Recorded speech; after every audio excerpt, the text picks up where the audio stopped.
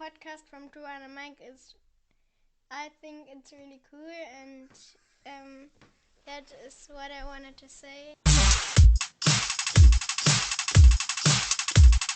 Two and a mic. Two, two, two, two and a mic. Two, two, two, two and a mic.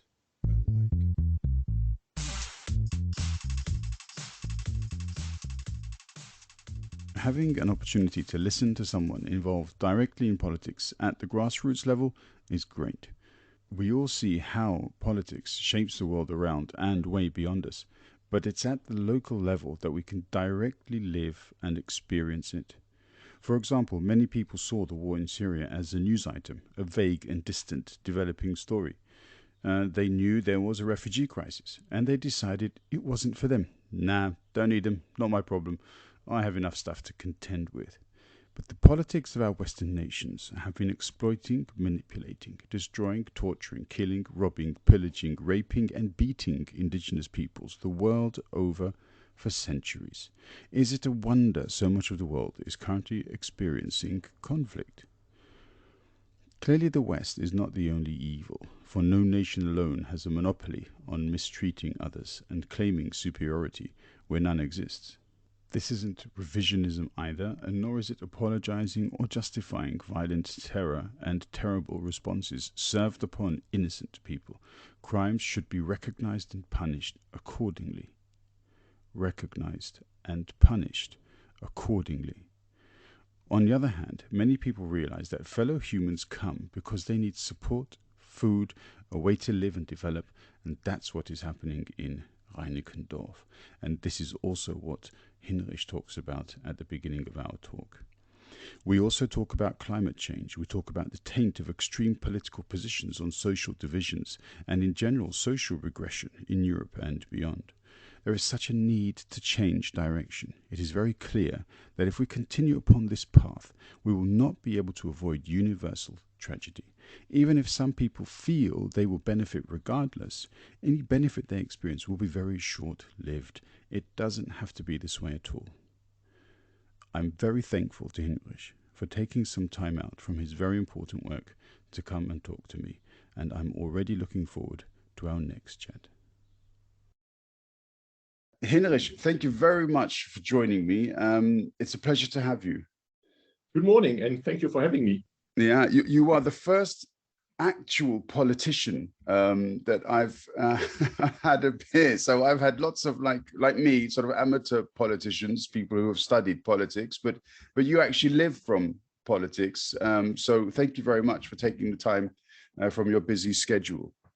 May I correct you? I live for politics, not from politics. It's all volunteer politics that I'm doing, so unpaid.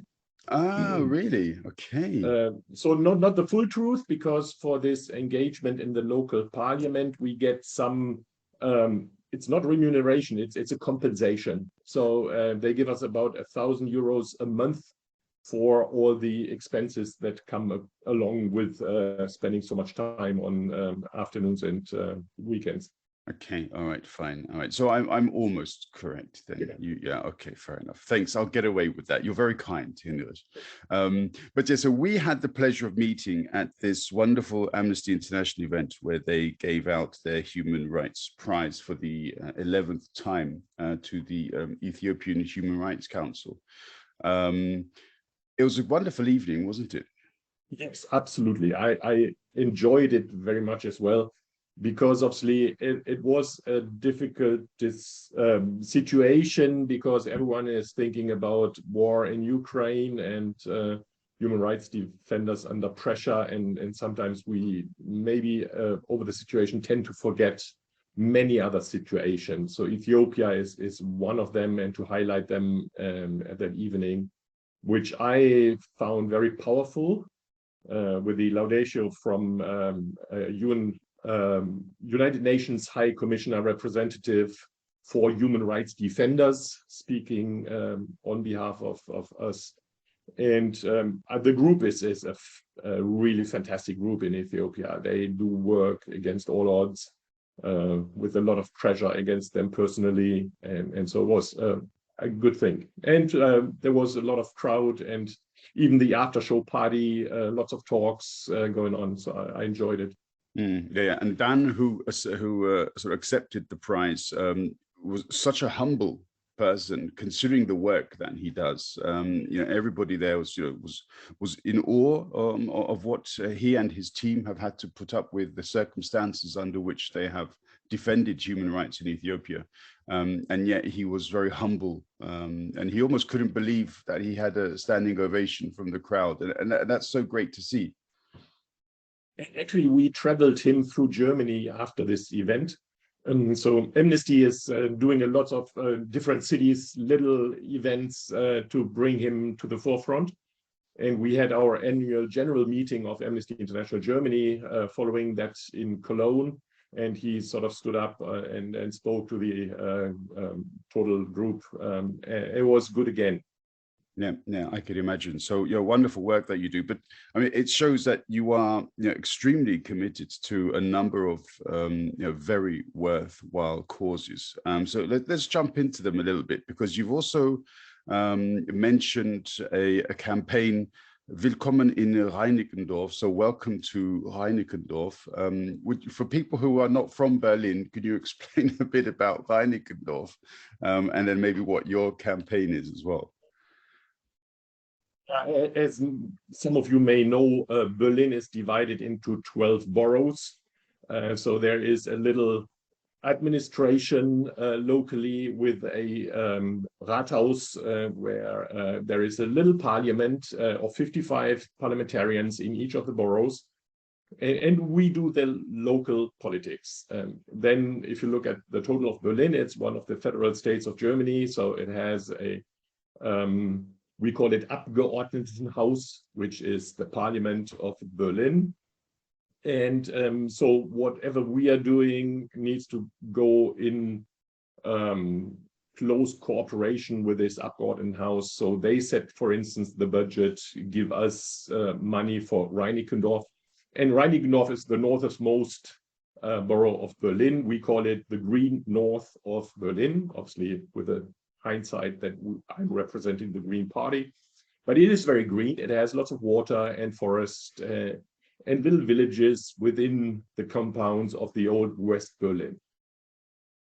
Okay, and Willkommen in Reinickendorf is a network, yeah. So we founded this when refugees came to Germany in larger numbers, and it was in 2014 actually. And we decided to set up a house in Reinickendorf to house them when they arrive. And there was a lot of complaints from the neighborhood that they didn't want to have these foreigners next to them for all sorts of unclear fears and for political reasons. And we came to the conclusion this cannot stand with the publications that they made and the flyers that they distributed, that it needs to be answered. So we invited groups, and that included parties, that included churches, that included sports clubs and others, and said, we cannot accept this. Would you join and help us support these people? Because they are in a very precious situation. They come to a foreign country and we should welcome them. And that's when we founded Welcome to Reinickendorf as a network. It is an unstructured network. Everyone brings whatever he or she can give or is prepared to give. And that goes from doing events. It goes to personal help by accompanying people when they need to get to public authorities and get their paperwork ready, to help with the children, with their homework, play with the children, give the parents a rest, and everything that is required. And now this Willkommen in Reinickendorf then a little later gave itself a structure as a registered group. So we can receive money from authorities and from private people and give them a receipt for their tax purposes, so we can receive donations. Mm-hmm. And we can spend money for our programmatic work. So that's the total conglomerate of Willkommen in Reineck of the network and the EV. Yeah, it's great work. I'm an immigrant myself in Germany, even though I now have dual citizenship. But I was an immigrant when I lived in Italy, and I'm the son of immigrants when I was born in the UK. So I can see the various perspectives, and I understand also how important it is to feel welcomed. Clearly, because I at least look to be of white European origin, I have certain privileges which unfortunately lots of other people don't benefit from. So I try to extend a certain level of empathy towards people who would not necessarily say that European countries are as welcoming as they could be. But what's great is the way that you get the community together as a collective to welcome people. And I feel when I look at different countries and cities and how they have prepared the land, as it were, to integrate newcomers and immigrants, they don't do this. They just get groups of people and they put them in an area and say, okay, you take care of yourselves. If you want some money, here you go. But there's no great political effort to try to link these different groups together. Whereas what you're doing is exactly that. And how important is it to get local intervention, as it were, in welcoming people to make it a successful policy? From my perspective, it works exactly through this close connection that we build with the people who arrive here and the people who live here. If we jointly build a playground with refugees and Reinickendorfers, then these people work together. They may not even share the same language, but they see that they can build something. We have been painting schools because in the beginning we needed to allocate sports halls in schools to house these people because they came in such large numbers. So for a while, this school couldn't use their sports facility. And then we came to the idea, maybe we can get a few of these to help us give something back to the community by voluntarily and without payment and supported by donors, big companies who provided the color and the paint and the tools to paint schools. And that was, again, joint work between Germans and people who took refuge in Germany. And with this, people talk about this in their neighborhoods. They talk to their neighbors. I have been just doing this with this guy, and he's very friendly, and he has small kids like you have. And that gives a sentiment in the neighborhood which carries. And we try to do more of this in order to keep the momentum that we are a friendly borough, that we are welcoming, and that we want to live the culture of a welcoming culture. No, yeah, it's fantastic. I mean, obviously, this falls into line with the position that you have on humanitarian issues. So it's clear that this is something which is so close to you. When did this begin for you? Because okay, anybody can simply say I'm a humanitarian, but then they live their lives in a completely selfish manner and don't care. But you dedicate so much of your time and work, and we'll come to Amnesty in a minute. But where did this humanitarian lifestyle begin for you, and why, perhaps? When I was a student, I studied civil engineering in Hanover.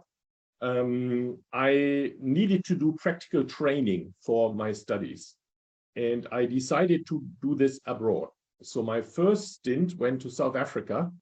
So I worked in South Africa during the time of apartheid in 1980 and learned about the very difficult situation in South Africa. I was even working in town planning, where I needed to sort of work within the compounds of the Group Areas Act, where certain groups of the population could only live in certain areas. So that gave me a first hint. Then the year after, I took another practical training in South Korea, because I loved the travel and I loved being abroad. So I thought I'll do another one. And in South Korea, there was military dictatorship. And during that visit, I learned from friends and colleagues from Holland about Amnesty International. And I thought, okay, I've now lived through 2 of these situations. I need to do something myself. And so I joined Amnesty as a student in 1981. And then I was very active, an activist within Amnesty for a number of years until I finally founded a family, got kids, and made career in my profession. And during that time, I didn't have enough free time anymore because the weekends became too precious for the family. And during the week, I was traveling for my job. So during that time, I reduced. And when career became ending, I said, okay, I need to go back to do more volunteer work. And first choice would have been go back full-time Amnesty. And then I decided, no, I'd rather go into broader politics. And then I decided to go in this local parliament as a representative of the Green Party. Okay, so that is the whole story, and it's a long history. No, but it's wonderful. Yeah, it would be great also perhaps on a future occasion to go more into your experiences then in South Africa and South Korea, because it's wonderful to get that direct sort of primary source insight into how these things could have felt. And at the time, you were living in the former West or the former East Germany? So the former West, I imagine. Yes, West Germany, yes. Yeah. I was brought up in Westphalia and then went for studies to Hanover. Sure. And only after the wall came down, I moved to Berlin. So I'm a late Berliner. Okay, all right, fair enough. But I mean, also this, having your own country split in much the same way that Korea was split in 1953. So that also gives you a different perspective, and something that I never grew up with as a child. But a German always grows up, or grew up in those days, luckily no more, with this wall in the background separating their country, and that I guess influences the psychology as well. So yeah, it would be great to get some insights into your thoughts on this forced segregation, as it were. Yeah, and on a private note, my grandmother lived in East Germany. So my mother is originally from East Germany. So we had the interest and the freedom to move over the border into East Germany to visit my grandmother. And that brought me connections to young people in the east of Germany. And then I joined them through a church group and doing some volunteer work in Poland for a home of blinded people. So that opened a new perspective for me as well, to talk to these young guys my age, living in a different context in the east of this country. Okay, yeah, I mean, it's a fascinating story, and it's all these little secrets that you've got tucked away. So maybe on a future occasion we can also talk about these things, because it's I think we're going down the path in some European countries of further division, and I think if we actually make a little bit of an effort to remember our recent past, then maybe we'll choose a different path ahead.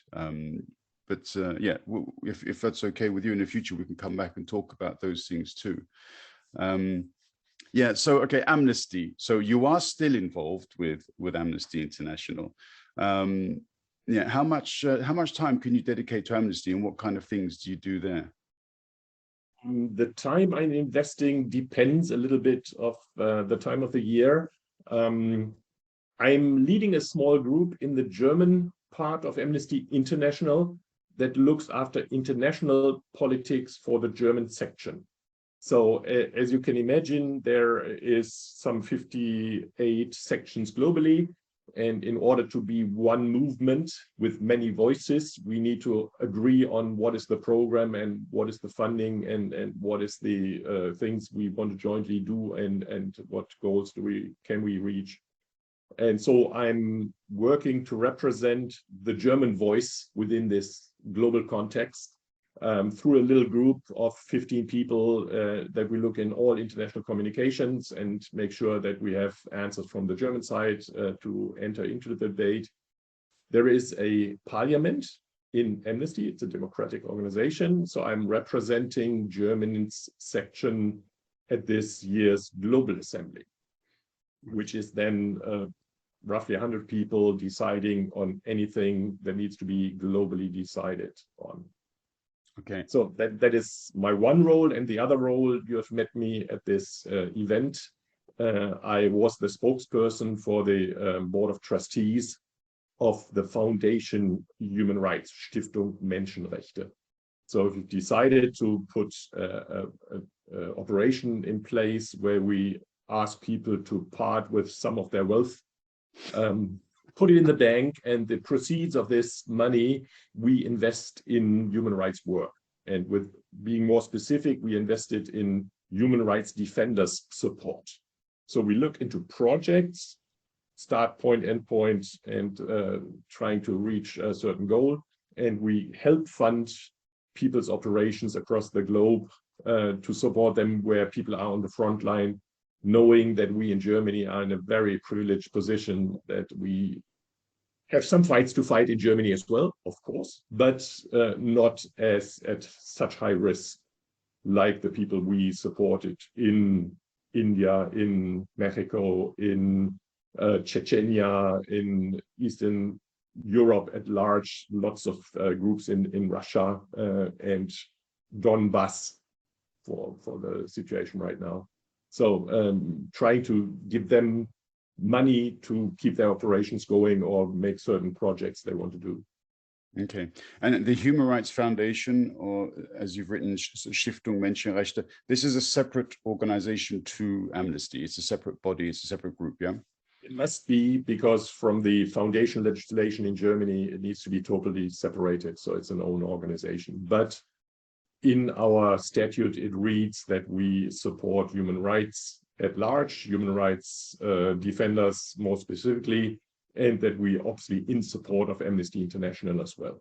Sure. Okay. There are lots of sort of internationally well-known, renowned organizations on the basis of human rights as well. So also PEN and, PEN, they have offices also in Germany. How much do you work with these various international organizations? And is there opportunity to develop further relations with them? Or would that be just too much work, do you think? It's always helpful. And we try to do that as much as it provides helpful. We need to make sure that we are not joining forces with people who have a different mandate than Amnesty has. Amnesty prides itself on being independent from governments, being independent from other organizations, and just works on the basis of all its members and on small donations from their membership. So if we have a big call for a demonstration in Germany where everyone together against climate change or against whatever right-wing motions that happen in Germany as well, then we need to be careful which call for a protest we sign as Amnesty. And we try to do that very carefully in order not to hamper our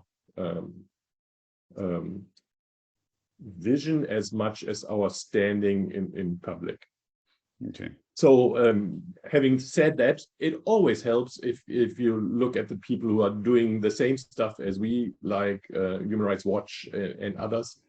There's obviously a little bit of a competition who has better information, but we obviously work jointly as much as we can. And if it comes to what information can you get from a situation of war in Ukraine to prove that there are gross violations of humanitarian law happening right now in that situation, and bring people to court later on, it requires everybody who can help. So, sure, yeah, okay.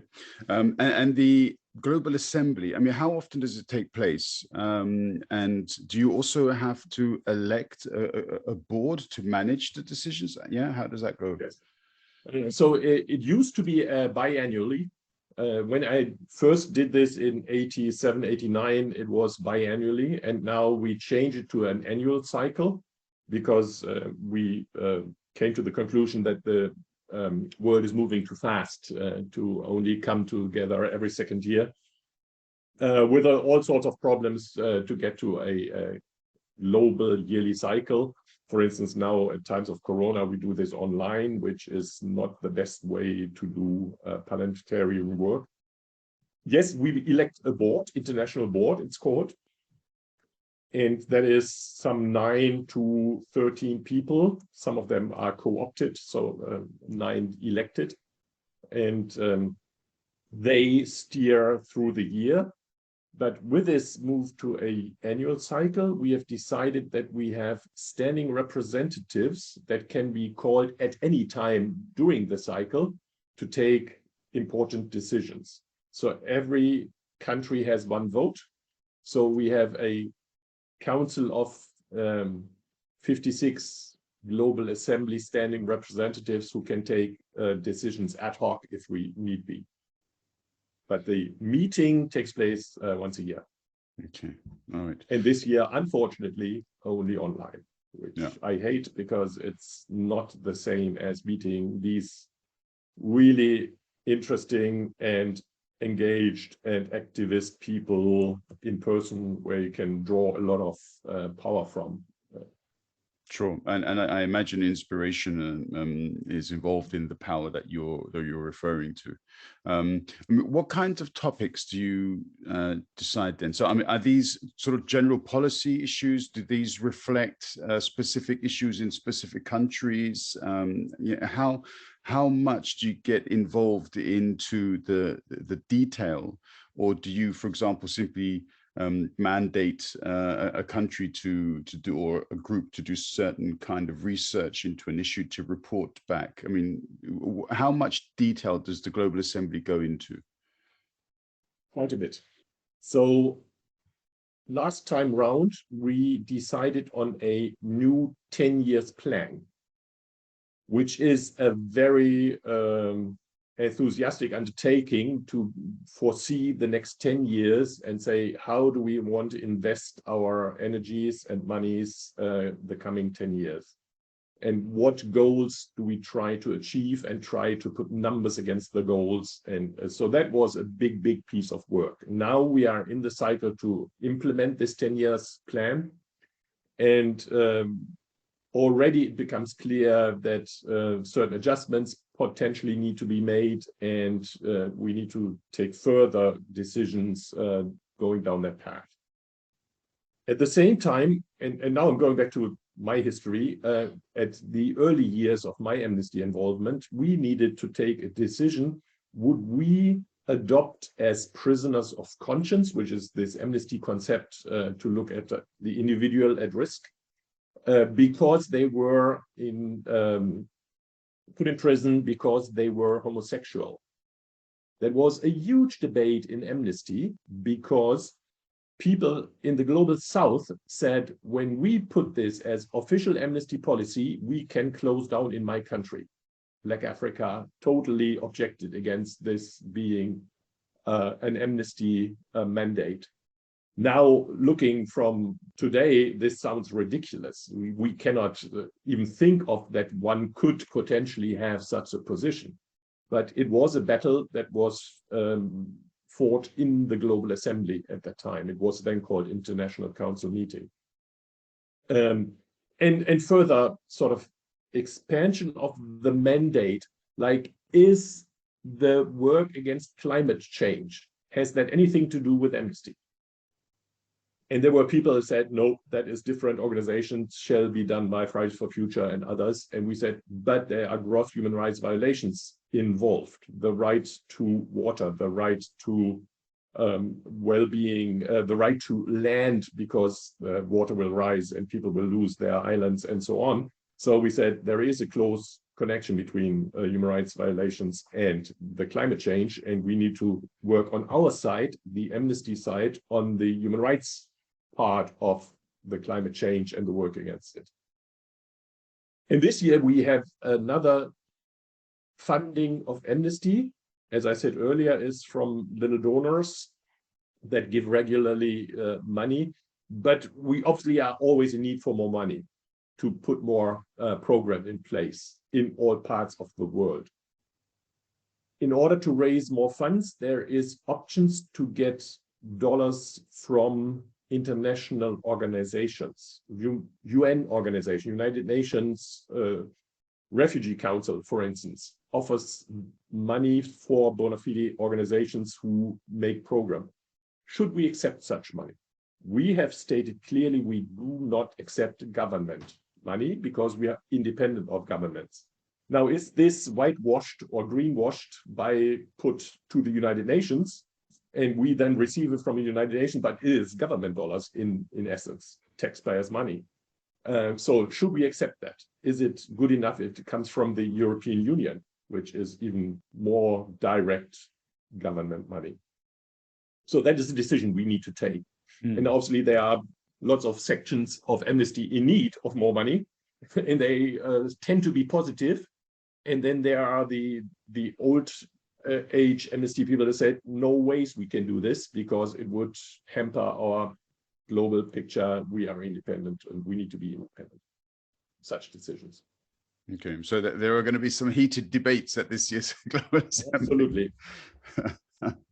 Okay, yeah, it will be interesting to hear about the results of that. I'm sure that that there will be some good, strong arguments on all sides of the debate. So yes.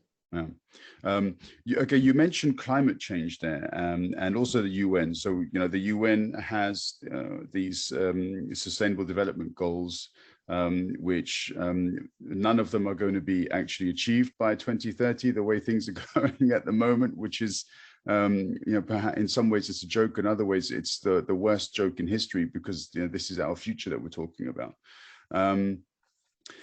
There is a huge connection, isn't there, between human rights and climate change, because essentially in many cases the developed world, and I hate using that term, but should we say the industrialized world, the West and so on, in so many ways push them how should I say, the energy, the pollution of their industrialization to developing nations, and so thereby it's actually we that are causing further pollution and further deterioration of our climate, but politically we're in a position where we can say, yeah, but look at them, it's because of them, they're the ones who are doing it, even though they're conducting business on our behalf. And this, I think, is a very clear case of human rights violation, because we're forcing other countries to do work because they simply don't have economies which are sustainable without that inward pollutive investment.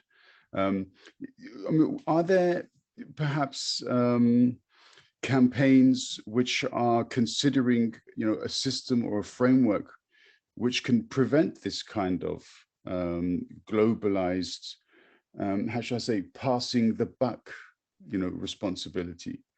How can we prevent the sort of the West from further taking advantage of these countries by forcing them to pollute for us?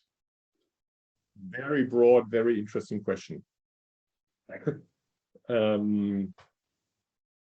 Let me start from our Western industrialized world, we have used our carbon footprint up ages ago already.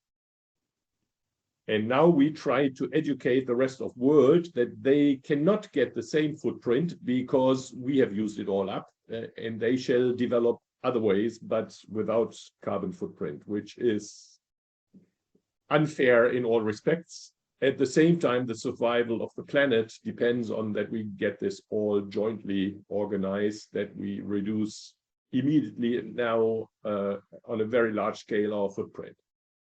So at the same time, the effects of the global climate change are hitting those worst who have the least contributed to the situation.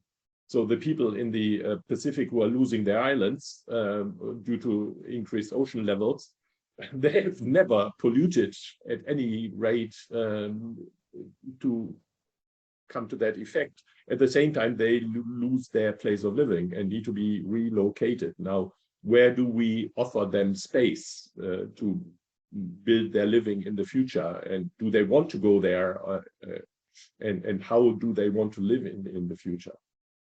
At the same time, the global economy is, as you say, still dependent on a share of work that we have pushed the dirty and the polluting stuff elsewhere because we didn't want to have it in our country. At the same time, we are exploiting people on low wages, and their available resources that they have as their richness or their money in their countries by the ingredients that you need for batteries and for mobile phones and for computers and what have you. So we need to come, and that is a general fairness question, a better share of the burden between all, and everyone needs to contribute as much as they can, which means we can obviously invest more because we are rich. But then even in Germany, if you sort of compare the rich part of the population to the poor part of the population, that is not fully true. So we need to make sure that the people who have the means contribute more, and we all have a joint responsibility rescue this planet. The planet will survive. Humanity will not necessarily if we don't take steps right now. And this is now where sort of my different engagements meet, because in the Green Party, I'm obviously driving programmatic approaches that we fight climate change. Don't go back to atomic energy. Don't go back to burning carbon emitting whatever, from oil to gas to coal. And at the same time, we are facing through the war situation suddenly a shortage in energy. And we haven't been fast enough to build up solar energy and wind energy to sustain the levels that we require for our industry, for our mobility, for whatever. At the same time, I'm on the Amnesty side fighting for human rights or against human rights violation for the rights of people to water, to a place to live, and so forth.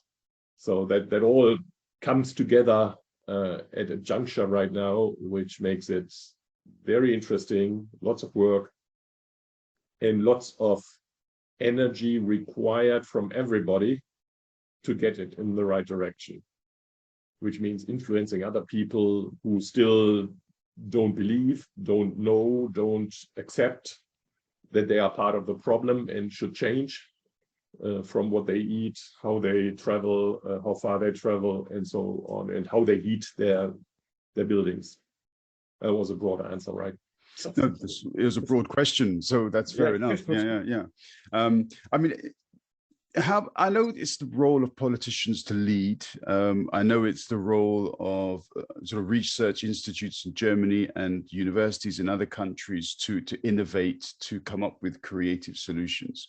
But don't you think, clearly I imagine that you think I'm leading the question out here, but isn't there more that we can do on an individual basis? So you mentioned a couple of things there, not necessarily eating meat, becoming or using our energy more efficiently, but as in, why do people have to wait for there to be a collective political decision? We've seen the kids, the young of our societies go out and demonstrate with Fridays for the Future, which I think is a fantastic movement. I love seeing youth engagement. And that was one of the great things at the Amnesty evening the other week, was there were so many young people there, which I found extremely motivating. But can't we also, as individuals, as members of society, take more responsibility ourselves to try to reduce our collective carbon footprint? Yes, we all can. And if you look at yourself, I look at myself, I'm not as strict with myself as I should be. So I fail at times when I feel it's appropriate to jump in a car because it's so convenient, and I could have done it otherwise. When I eat something at a grill party that I shouldn't eat, I know that, and I still like it. So the individual responsibility is one piece where it's easy, everyone can contribute, and everyone should move a step ahead at a time and go the right path. But we need political decisions as the people that go far beyond that. And they are tough decisions. And whenever my party sort of requests certain decisions to be made, we are nicknamed the Forbid Things Party, which is not the point. The point is that collectively we need to come to the conclusion that we all need to take much bolder steps than we are currently doing. And so if opponents to this politics or this ideas state, no, everyone himself can take this decision, and if we all would do, it would all become good, is not true. So we all need to do individually steps, and every step helps. Every single kilowatt hour that hasn't been spent is still there and reduces carbon footprint. So from that perspective, yes, everyone individually can do that, but as society and states and member states of EU and UN and what have you, we need to jointly decide, and that's where politics or politicians lead or need to lead. We need to take the bolder decisions. And some of them are coming, and that is good news. Some of them are too slow. When we say, okay, we'll burn fuel in cars, and even the car industry has now understood that this is not sustainable, and they changed their fleet model to an all-electric fleet sooner than people are prepared to forbid that carbon-burning cars are still running the streets. And we put this motion out and said, we need to forbid these cars by year X. And there was huge outcry that German industry will die. German people who work in this industry will lose all their incomes and will be impoverished in Germany. And it's all not true. So at the same time, we have the FDP position like this will all be overcome by inventions that we still need to make in future. And the market will sort it all out, which is not true either. So it does or has not proved to sort it out, and we are on a very dangerous path with our carbon emissions. So if you had the good idea and is how do you say H as a fuel, Wasserstoff? Hydrogen as another means that can be sort of won out of solar power and then used to bring aircraft forward or large industry machines. So we could have done this 20 years ago. We didn't, because we felt there is enough oil and gas and there's no problem. And now we find out, oh, we still had enough burning power, but we have used our carbon footprint in the interim, and we shouldn't have done that. So suddenly we need more energy to cool down because the Earth is getting too hot. So bottom line, individual responsibly, yes, and every little piece helps, and state regulation required. Politicians need to make a broad back and say, we'll take these decisions. It is good for my country. It's good for the planet. And at the same time, be fair to the other countries who are not as developed and not as rich as we are, and say we can burden more of or shoulder more the burden than you can. Yeah. You mentioned the FDP. So currently, the Green Party is in a coalition government with the FDP and the SPD. From the outside, and I say at the outside, I try to put myself into a neutral perspective, even though I voted for Greens. So that I can't be neutral. But anyway, but from that perspective, looking at the German government, I have to say that the two most how can I say, the most high profile figures are Mrs. Baerbock and Mr. Habeck. That's how it seems to me. And they've been the most impressive in not only in the way that they have conducted themselves in the business of government, but also in their communication. They seem to be very open. They want to engage with people. Is this like a party decision from within the Green Party that say, look, we need to engage more, and this is why this is the case?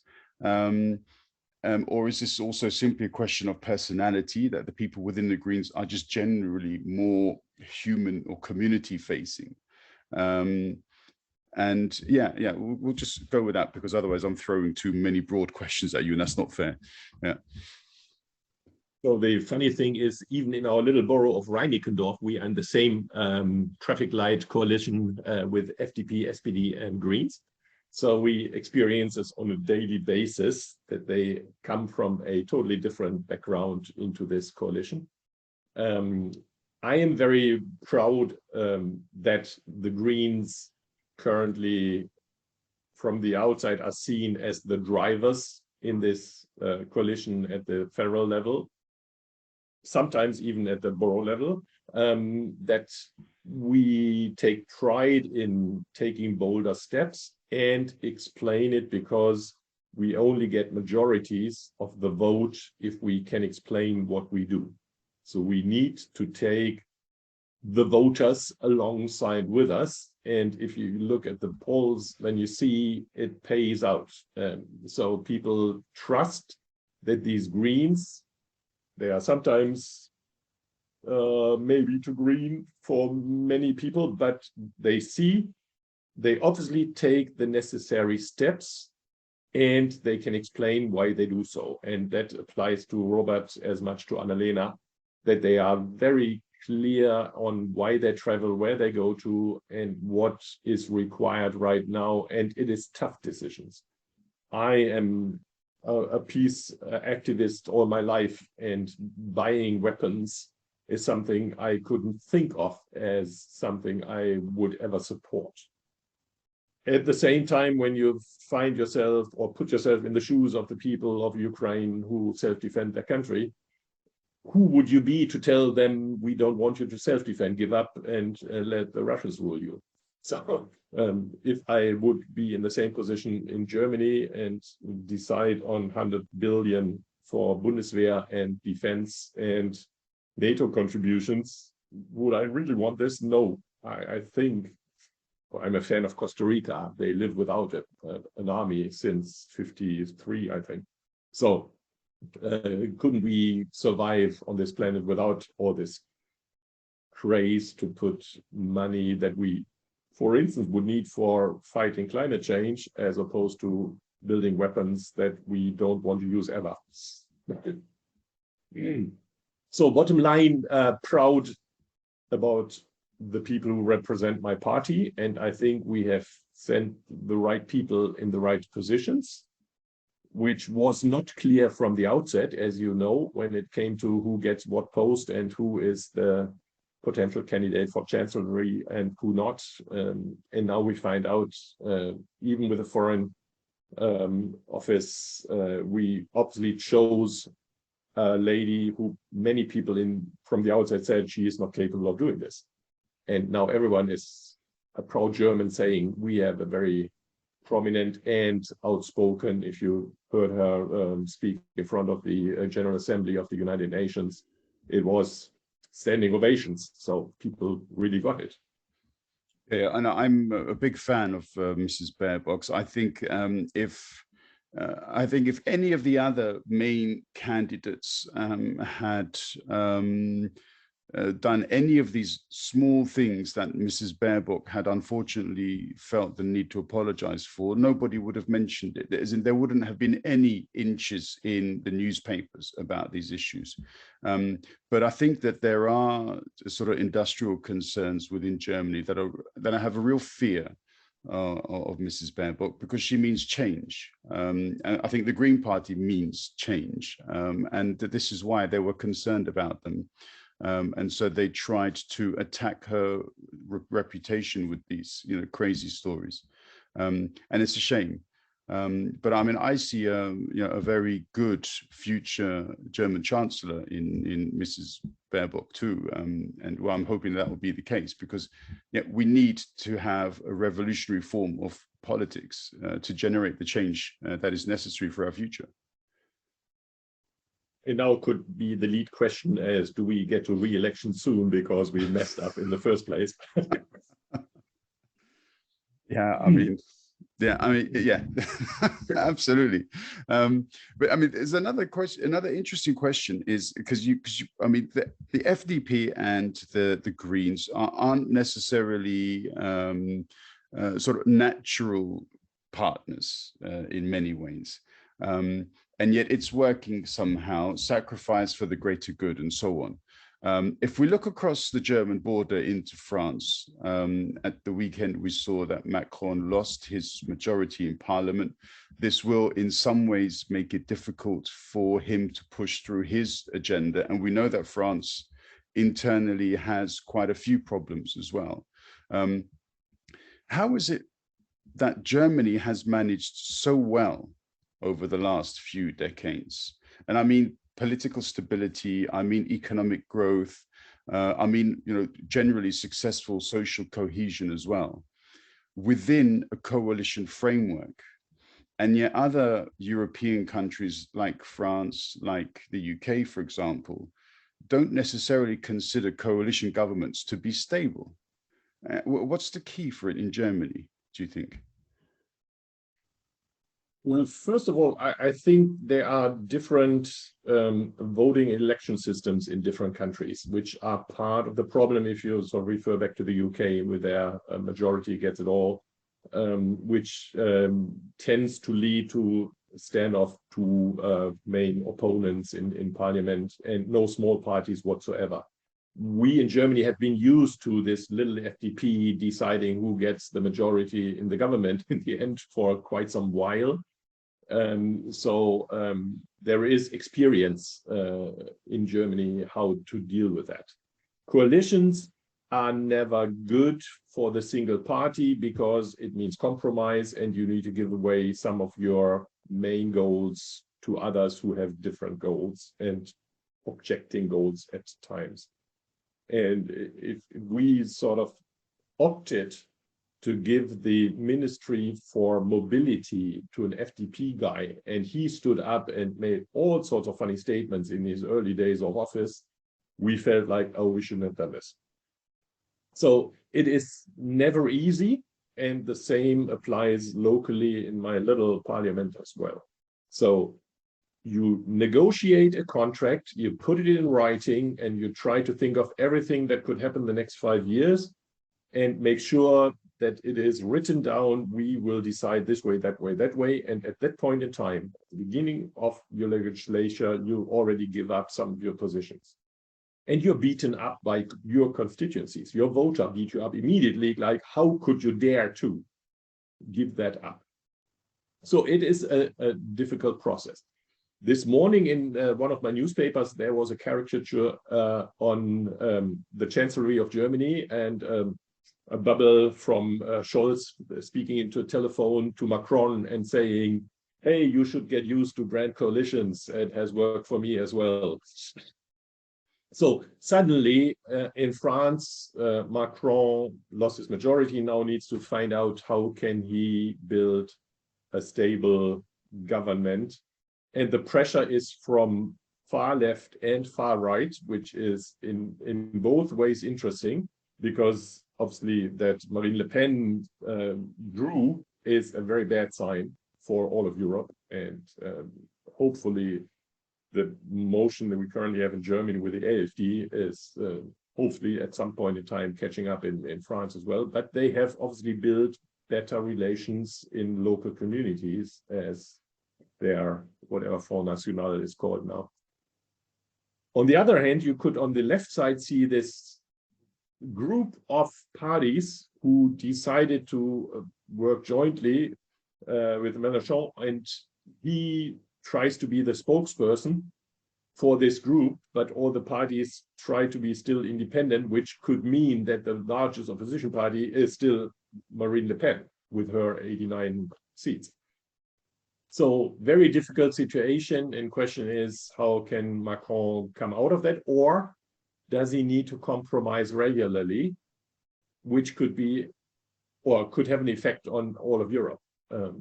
Obviously, as some of these parties want to get out of the European Union and want to have France first and whatever, always has an international impact as well. As we have with the German coalition an international impact as well. Yeah, sure.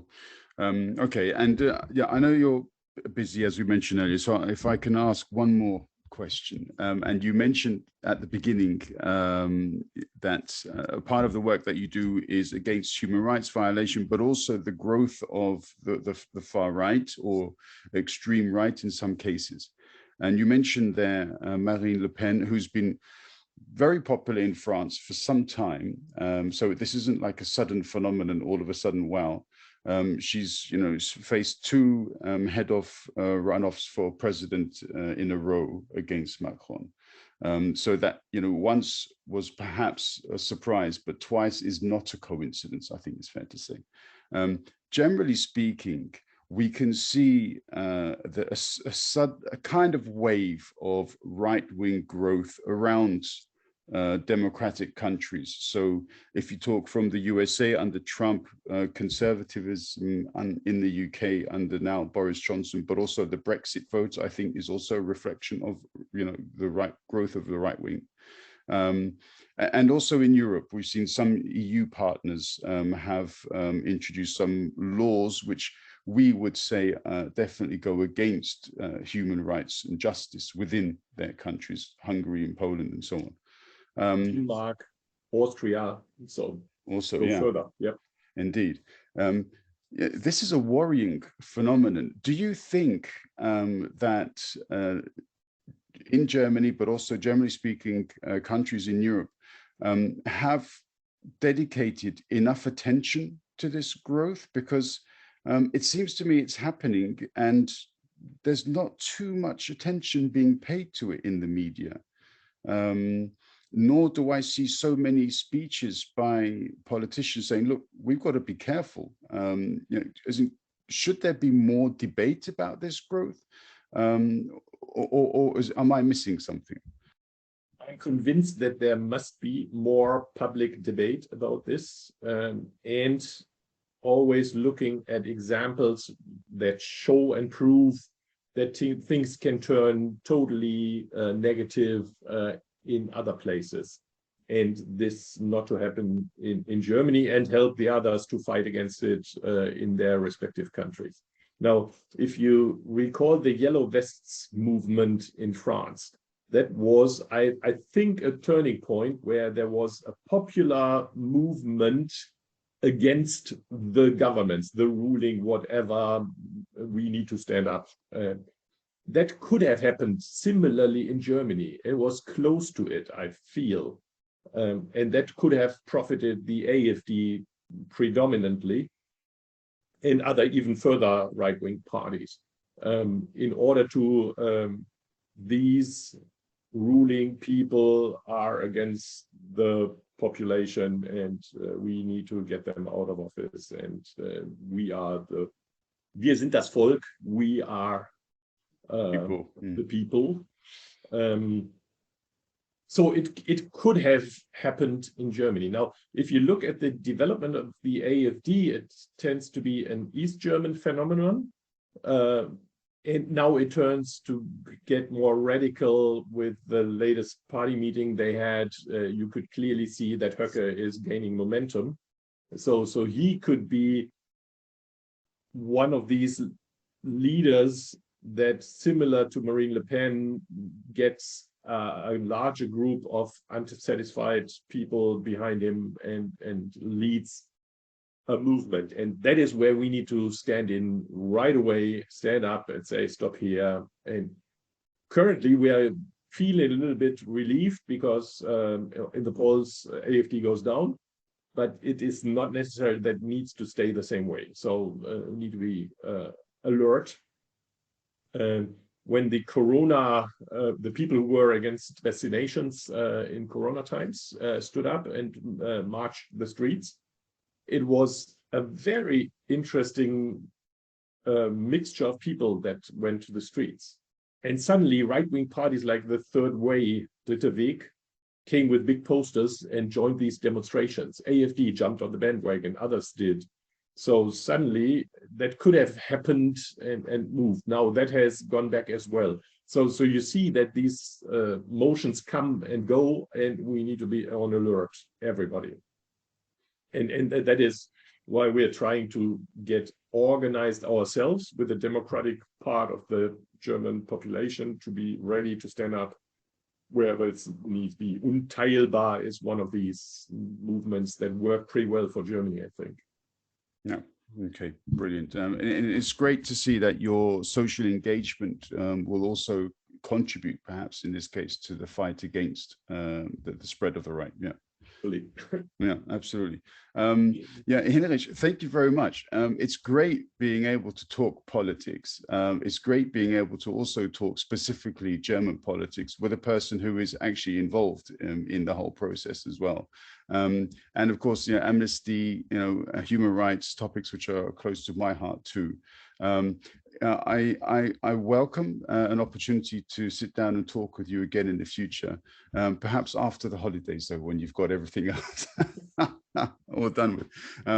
Yeah, all that remains for me to say is thank you very much. It's been thoroughly interesting listening to you speak, and a real education. Thank you very much, Hinrich. Thank you, Zach, for the right questions and obviously for your engagement and bringing such talks to public. On the same hand, ready for another talk, but after the vacations, please. Well, there's an interesting trip to Brazil for me in that, which is coming back to this point, are you doing everything to prevent climate change? And I'm still flying to Brazil, but my brother lives there and he's old and I need to see that I visit him. Okay. At the same time, you can see in Brazil, Bolsonaro and his politics, and there's obviously work to be done on that side of the ocean as well. Absolutely, yeah. And yeah, I mean, this is an indicator of perhaps one of the, it's a hard word to say, but it's the failures of the UN. I think that we haven't managed to step in front of these issues around the world. But yeah, that's a topic for after the next one. Yeah, after the holidays. Yeah, thank you very much, and all the best, English. Same to you. Take care and stay healthy.